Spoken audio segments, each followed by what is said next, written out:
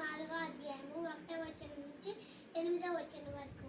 నా రక్షకుడైన ప్రభు, నేను నిన్ను మొరపెట్టుచున్నాను, నన్ను ఆదుకొనుము. నేను ఆపదలో ఉన్నప్పుడు నీవు నన్ను కాపాడుతుంది కనుక ఇప్పుడు కరుణతో నా మొర వేడుకొని ఆలింపుము. నరులారా, మీరు ఎంతకాలం నన్ను అవమానింతురు?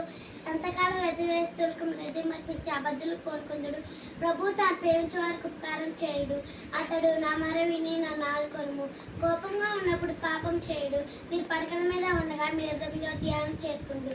మౌనంగా ఉండు. దేవునికి నీతియుతమైన బలి అర్పించే అతన్ని విశ్వసించుడు. చాలా మంది మాకు నిలిచేవారు ఎవరు? ప్రభు, మేము ఒక్కటి మమ్మే ప్రసిద్ధమని అడుగుచున్నాను. అనిలు, ధాన్యము, ద్రాక్షసారము సమృద్ధిగా ఉంచడం వల్ల పొందే సంతోషం కంటే మీ అధికమైన సంతోషం మాలో కలిగించింది. నేను పన్నున వెంటనే ప్రశాంతంగా నిద్రితును. నేను సరస్సుగా జీవించినట్లు చేయవాడవు నీవే. ప్రభు వాక్కు సర్వేశ్వరునికి వందనాలు.